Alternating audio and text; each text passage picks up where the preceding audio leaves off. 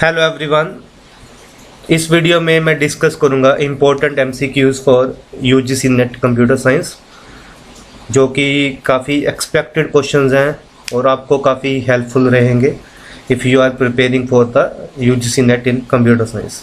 तो पार्ट 1 के क्वेश्चंस हम इस वीडियो में डिस्कस करने जा रहे हैं। तो फर्स्ट क्वेश्चन ये है कि ये सी का एक कोड दिया गया है, तो हमें इसकी आउटपुट बतानी है। ठीक है, तो ये 4 ऑप्शन हैं। तो इस कोड को अगर हम ध्यान से देखें तो यहाँ पे s की वैल्यू स्टार्टिंग में 0 है और लूप के अंदर while s plus plus less than 10, तो s प्लस प्लस ये पोस्ट फिक्स इंक्रीमेंट है तो s 0 ही रहेगा। ठीक है ना, तो 0 लेस देन 10 ये कंडीशन ट्रू है। ठीक है, और लेकिन लूप के बाद ये s प्लस प्लस है तो लूप के बाद s 1 हो जाएगा, लेकिन अभी s क्या है, 0 है। तो इफ़ s लेस देन 4 ये कंडीशन ट्रू है, s लेस देन 9 ये भी ट्रू है क्योंकि s कितना है, s हमारा 0 है। तो ये कंटिन्यू कर देगा। कंटिन्यू का मतलब होता है लूप यहीं से वापस चला जाएगा, कंटिन्यू हो जाएगा, और ये स्टेटमेंट जो है वो एग्जीक्यूट नहीं होगी। किसके लिए, s 0 के लिए। ठीक है, तो s प्लस प्लस हो चुका था तो s 1 हो गया, तो 1 के लिए भी ये कंडीशन ट्रू है ना। I hope you are getting my point. तो s 1 है, तो 1 लेस देन 4 ये ट्रू है, 1 लेस देन 9 ये भी ट्रू है, तो ये लूप फिर से कंटिन्यू कर गया। तो ऐसे करते करते s 2 होगा, 3 होगा। तो देखो मतलब कि ये 1 2 ये तो प्रिंट होगा ही नहीं, है ना, सिंपल सी बात है। तो ये ऑप्शन तो गलत हो गए, है ना। अब बात करते हैं s जब 4 होगा। तो s जब 4 होगा तो 4 लेस देन 4 ये कंडीशन गलत है। कंडीशन गलत है तो कंटिन्यू नहीं चला, है ना। इसका एक्चुअल में मतलब क्या है, इसका देखो एक्चुअल में मतलब इस कोड का ऐसे है कि if s less than 4 and s less than 9 तो कंटिन्यू ऐसे लिखा हुआ है। ठीक है, मतलब सिंगल ब्रेसिस के अंदर इसका इफेक्ट है। ठीक है ना, I hope you are getting point. तो s 4 प्रिंट हो गया, सिमिलरली 5 प्रिंट हो गया, 6 प्रिंट हो गया, 7 प्रिंट हो गया, 8 प्रिंट हो गया और 9 प्रिंट हो गया। तो अभी हमने चेक करना है कि इन दोनों में से कौन सा ठीक है ना। तो कैसे होगा चेक, तो चलो s की वैल्यू क्या है, 9 है। ठीक है, s की वैल्यू 9 है। तो जब s की वैल्यू 9 होगी, ध्यान से देखना, तो 9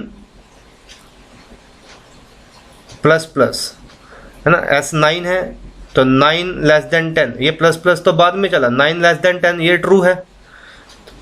ठीक है, ये कंडीशन फॉल्स है तो 9 प्रिंट हो गया। तो यहां तक तो ठीक है। अब s की वैल्यू 10 होगी, ध्यान से समझना, s की वैल्यू 10 होगी तो 10 प्लस प्लस ये 11 बाद में s होगा, लेकिन कंडीशन में s ही जाएगा। तो 10 लेस देन 10 s की वैल्यू 10 है, कंडीशन यहीं से फॉल्स हो गई, सिंपल सी बात है।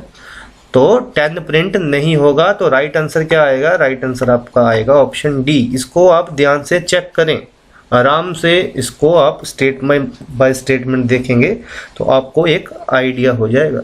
ठीक है, तो नेक्स्ट क्वेश्चन देखते हैं।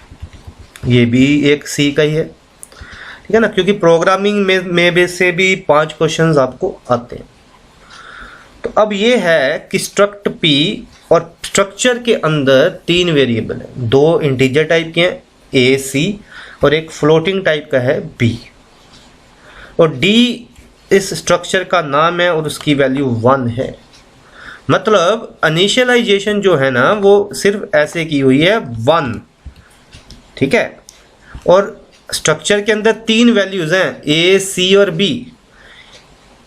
एक वैल्यू तो इनिशियलाइज कर दी, एक वैल्यू इनिशियलाइज कर दी, मतलब फर्स्ट वैल्यू इनिशियलाइज होगी, मतलब ए की वैल्यू 1 होगी। और अगर हम स्ट्रक्चर की बाकी वैल्यूज को इनिशियलाइज नहीं करते तो इंटीजर 0 हो जाता है और फ्लोट 0.0 हो जाता है। ठीक है ना, इस चीज़ को ध्यान से समझना। ये चीज़ें आपको तभी आएंगी अगर आपके कंसेप्ट बिल्कुल क्लियर हैं। तो मैं प्रिंट करवाऊंगा d डॉट ए तो 1 प्रिंट हो जाएगा, d डॉट सी तो 0 प्रिंट हो जाएगा, और d डॉट बी 0.0 प्रिंट हो जाएगा, तो 1 0 0.0 B will be the right answer. ठीक है ना। बड़े बच्चे इस क्वेश्चन को गलत करते हैं, वो गार्बेज वैल्यू लिख देते हैं, तो वो गलत है, याद रखना। Option B is the right answer. Third question, ये भी बड़ा इंपॉर्टेंट है। इसमें क्या है, hash define square X, X into X और a इक्वल्स टू स्क्वायर 2 + 3। तो मैक्सिमम स्टूडेंट यहाँ पे क्या करते हैं, इसी को यहाँ पे ऐड कर लेते हैं। 2 + 3 5 और 5 इंटू 5 25 कर देते हैं, तो ये तो गलत है। कैसे, आइए देखते हैं। अब x की जगह पे क्या जाएगा, x की जगह पे जाएगा 2 + 3। तो ध्यान से समझना, 2 + 3, तो ये पहले x की जगह पे चला गया। ये 2 + 3 जो है ना, ये जो है वो पहले x की जगह पे चला गया। उसके बाद साइन है मल्टीप्लाई का, तो मल्टीप्लाई होगा। फिर से x है, मतलब 2 + 3, ये ऐसे होगा। इस चीज को ध्यान से समझना है। तो 2 + 3 इंटू 2 + 3 ये कितना हो गया, 2 + 3 इंटू 2 6 + 3, और 2 और 6 8 और 3 11। तो इसका राइट आंसर क्या है, 11 है। काफ़ी इंपॉर्टेंट और काफ़ी कंफ्यूजन क्रिएट करने वाला क्वेश्चन है ये, इसको ध्यान से समझ लो। चलो नेक्स्ट क्वेश्चन करते हैं। हाँ, how can we make a class abstract. ये आपको ऑब्जेक्ट ओरिएंटेड प्रोग्रामिंग में से क्वेश्चन आ गया कि हमने किसी क्लास को अब्स्ट्रैक्ट कैसे बनाना है।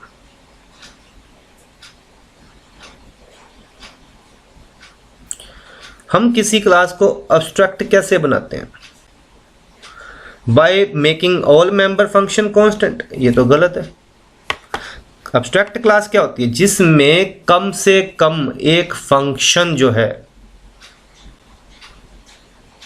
कम से कम एक फंक्शन जो है वो क्या हो, वर्चुअल फंक्शन हो।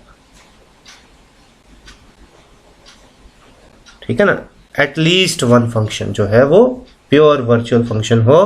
प्योर वर्चुअल फंक्शन क्या है, जिसकी सिर्फ डेक्लरेशन है, जिसकी डेफिनेशन नहीं है। फॉर एग्जाम्पल मैं आपको एक्सप्लेन करता हूं। तो ये एक क्लास है A, और इसके अंदर सपोज करो मेरा फंक्शन है 1, और पब्लिक 1 मैंने अगर ऐसे डिक्लेयर किया।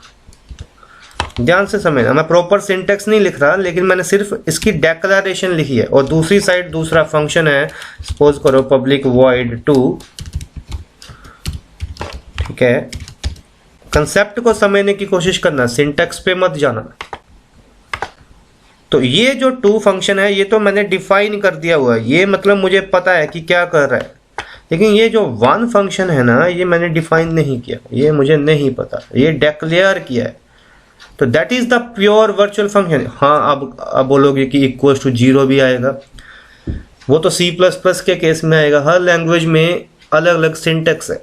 तो बेसिक कंसेप्ट समझना है कि मैं सिर्फ डिक्लेयर कर रहा हूं, मैं डिफाइन नहीं कर रहा। तो ये मैं एक प्योर वर्चुअल फंक्शन बना रहा हूं। तो अब्स्ट्रैक्ट क्लास क्या होती है, जिसमें कम से कम एक फंक्शन जो है वो प्योर वर्चुअल फंक्शन हो, मतलब उस क्लास को इनहेरिट करना ही पड़े। तो इसका राइट आंसर क्या है, ऑप्शन बी है। नेक्स्ट 5th क्वेश्चन देखते हैं।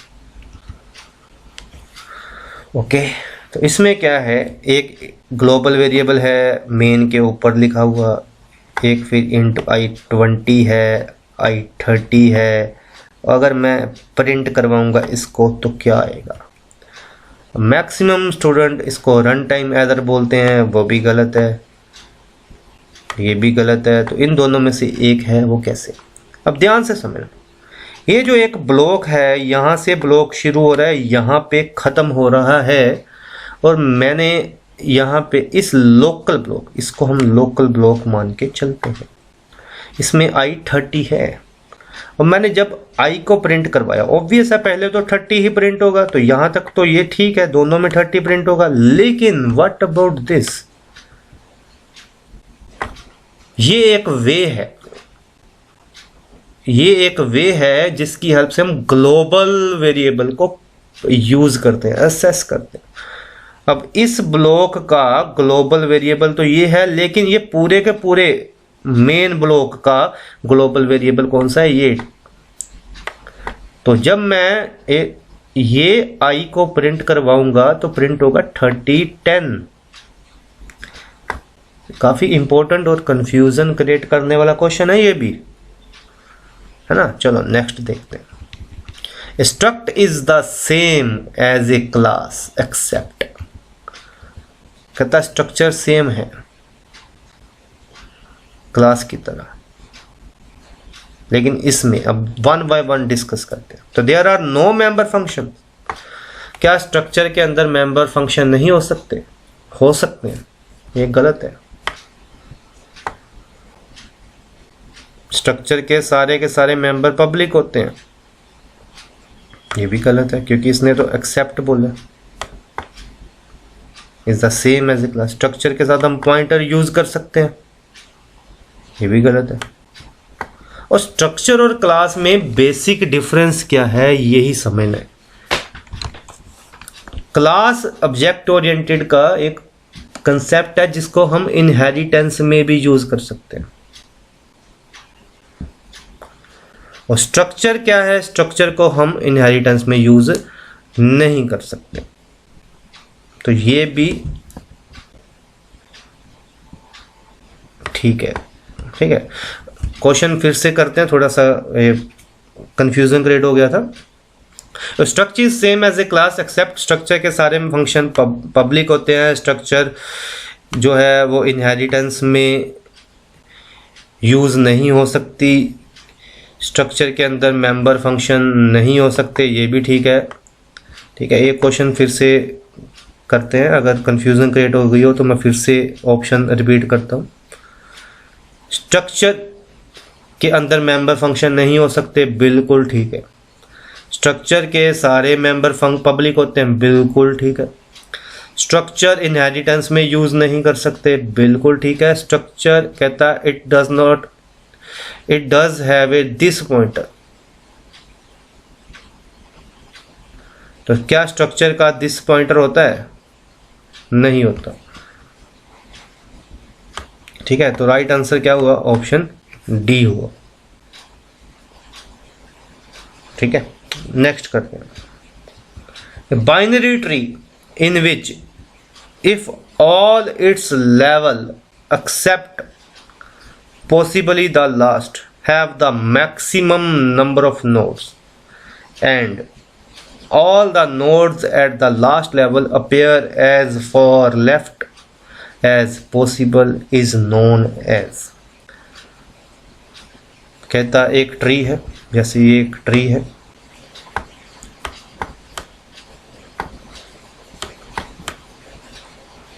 ये इस वाले ट्री की बात कर रहा है कि अगर लास्ट लेवल पे नोड्स है ना वो लेफ्ट में ही होंगे।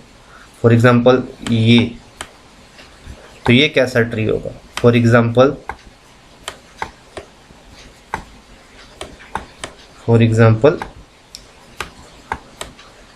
ये कैसा ट्री होगा? तो इसका सही आंसर है, ये है कंप्लीट बाइनरी ट्री। तो फुल ये वाला, ये भी कंप्लीट है, ये भी कंप्लीट है। तो फुल क्या होगा? जिसमें मैक्सिमम नोड होते हैं हर लेवल पे। तो मैक्सिमम नोड मतलब अगर इस लेवल की बात करें तो मैक्सिमम होंगे, ठीक है ना। तो ये है, तो this is a full binary tree, लेकिन क्वेश्चन में बात कर रहा है इनकी, इसकी और इसकी। तो ये है कंप्लीट बाइनरी ट्री। नेक्स्ट, इन ए हीप, ऑप्शन 1 है value in A node is greater than every value in left sub tree and smaller than right sub tree. तो क्या ऐसा होता है? हीप में जो पेरेंट है, ये पेरेंट सपोज करो ये है, उसकी वैल्यू कहता लेफ्ट सब ट्री में से सबसे ज़्यादा होगी और राइट सब ट्री में से सबसे कम होगी। ऐसा नहीं है, ये तो एक क्या है, ये हमारा ऑप्शन ए जो है ना वो क्या है हमारा, वो है बाइनरी सर्च ट्री है। तो ये हमारा बाइनरी सर्च ट्री है ऑप्शन ए। और ऑप्शन ए अगर गलत हो गया तो फिर ये भी गलत हो गया, ये भी गलत हो गया, तो ऑप्शन कौन सा बचा, बी। हीप में क्या होता है, वैल्यू जो पेरेंट की वैल्यू है ना, अब हीप दो तरह के हैं, हीप दो तरह के, एक है मैक्स हीप, ठीक है, एक है मिनिमम मिन हीप। तो मैक्स हीप में क्या होता है, पेरेंट की वैल्यू अपने दोनों चाइल्ड से बड़ी होती है, तो ये बात कर रहा है मैक्स हीप की। और मिनिमम हीप में क्या होता है, पेरेंट की वैल्यू अपने दोनों चाइल्ड से स्मॉल होती है, ठीक है। कोई भी कंफ्यूजन है, देखो आपको डाटा स्ट्रक्चर में ये चीज़ें क्लियर होनी चाहिए, AVL tree, heap, binary search tree, AVL tree की रोटेशंस, इनमें से क्वेश्चन आते ही आते हैं, ठीक है। अगर और ज़्यादा क्वेश्चंस की प्रैक्टिस करना चाहते हो तो यूजीसी नेट की प्लेलिस्ट में डाटा स्ट्रक्चर का भी एक वीडियो है, उसको आप देखिए। तो हीप में क्या होता है, मैक्सिमम हीप में पेरेंट की वैल्यू दोनों चाइल्ड से ज़्यादा है, मिनिमम हीप में पेरेंट की वैल्यू दोनों चाइल्ड से कम है। 9th क्वेश्चन है, ये न्यूमेरिकल है, सॉल्व करना पड़ेगा, अभी डिस्कस करते हैं। क्वेश्चन नंबर 10th पढ़ लेते हैं पहले। Congestion control is done by, congestion control कौन सी लेयर में होता है, कंजेशन कंट्रोल में ट्रैफिक को कंट्रोल करना, कि जब रूटर के पास जिसने पैकेट फॉरवर्ड करने, ट्रैफिक ज़्यादा आ गई तो कैसे वो हैंडल करेगा।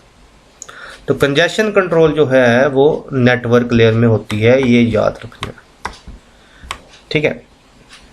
और एक चीज़ और याद रखनी है कि आपको OSI मॉडल की हर लेयर का क्या काम है, ये आपको पता होना चाहिए, इसमें से भी क्वेश्चन निकल के आता है। कोई डाउट है या और प्रैक्टिस करनी चाहते हो कि कौन सी लेयर का क्या काम है, तो आप प्ले लिस्ट में से इसको भी असेस कर सकते हो, ठीक है। Top MCQs of OSI model करके एक वीडियो है, आप उसको देख सकते हो। तो अब बात करते हैं इस एक्सप्रेशन को सोल्व करने पे क्या आएगा। तो इसका एक सिंपल सा फंडा है, वन बाय वन डिस्कस करते हैं। जैसे ही कोई ये है, इसमें दो ही चीज़ें हैं, जहाँ ऑपरेंड है जहाँ ऑपरेटर है। तो जैसे ही ऑपरेंड आएगा आप उसको स्टैक में डाल दो। 5 आया तो स्टैक में डाल दिया, फिर 4 आया तो स्टैक में डाल दिया, ठीक है। और फिर आया 6 तो क्या कर दिया, स्टैक में ही डाल दिया। उसके बाद आया प्लस। तो जैसे ही कोई ऑपरेटर आएगा आप क्या करोगे, 2 वैल्यू पॉप करेंगे, ठीक है। इसको मान लो A जो सबसे टॉप वाली है और नीचे वाली को मान लिया B। ऑपरेशन आपने कौन सा परफॉर्म करना है, B ऑपरेटर A, मतलब ऑपरेटर कौन सा है, प्लस, और 6 + 4 कितना हो गया, 5 हो गया। तो यहाँ पे आ गया 5 और यहाँ पे 6 + 4 कितना हो गया, सॉरी 6 + 4 10 हो गया, और 10 जो भी होगा रिजल्ट आपने यहाँ पे डाल दिया, तो प्लस भी हो गया। नेक्स्ट बारी आई मल्टीप्लिकेशन की। तो मल्टीप्लिकेशन की जब बारी आई आपने क्या किया, A 10 है, B 5 है, तो B * A, तो यहाँ पे कितना आ गया, 50 आ गया, ठीक है। अब फटाफट से ये भी हो गया। 4 आया तो वो ऑब्वियस है स्टैक में जाएगा, 9 आया तो ऑब्वियस है किस में जाएगा, स्टैक में जाएगा। 3 आया तो ऑब्वियस है किस में जाएगा, स्टैक में जाएगा। ये 3 है, ठीक है। 3 आया तो किस में जाएगा, स्टैक में जाएगा। तो ये भी हो गया 4B 9B 3B। अब आई बारी डिवीज़न की। तो डिवीज़न की बारी आई तो A है 3 और B है 9। तो डिवीज़न आया तो क्या हो गया 9/3, कितना बन गया 3। 9/3 कितना बन गया 3, तो वो किस में चला गया, वो आपका चला गया किस में, स्टैक में चला गया।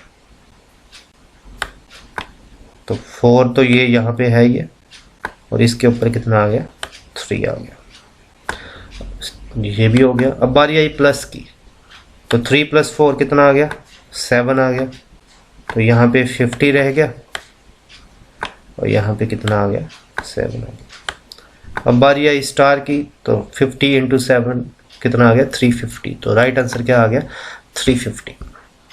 ठीक है, तो ये इंपॉर्टेंट क्वेश्चन हमने पार्ट 1 में डिस्कस किए। अगर आपको किसी भी क्वेश्चन में कोई डाउट लगता है या मेरे से कोई गलती हो गई है तो you can answer in the comment box. ठीक है, तो पार्ट 2 में इंपॉर्टेंट क्वेश्चन हम अभी डिस्कस करेंगे नेक्स्ट। ठीक है, तो thank you, all the best for net exam.